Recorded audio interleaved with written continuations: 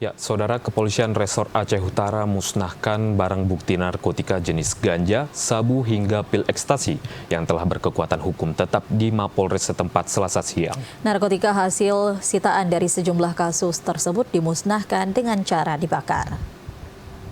Sebanyak 73 kg lebih narkotika jenis ganja, 238,89 gram sabu, dan 40 butir pil ekstasi dimusnahkan Kepolisian Resort Aceh Utara.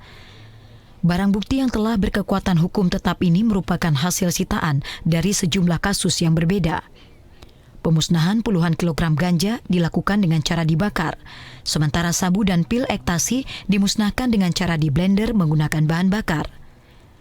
Proses pemusnahan barang haram ini dihadiri unsur Forkopimda Aceh Utara merupakan bentuk komitmen bersama dalam memberantas narkotika di wilayah Aceh Utara. Tujuan untuk pemusnahan ini sebagai bukti bahwa kita Forkopimda Plus setelah ada kekuatan hukum Forkopimda Plus Aceh Utara berkomitmen untuk memberantas narkoba yang ada di wilayah hukum Polres Aceh Utara. Polres Aceh Utara mengajak seluruh elemen masyarakat ikut andil dalam memberantas narkotika di wilayah tersebut karena pihak kepolisian tak bisa bekerja sendiri dan perlu informasi dari masyarakat. Dari Aceh Utara, Fajar Sidik, TVRI Aceh melaporkan.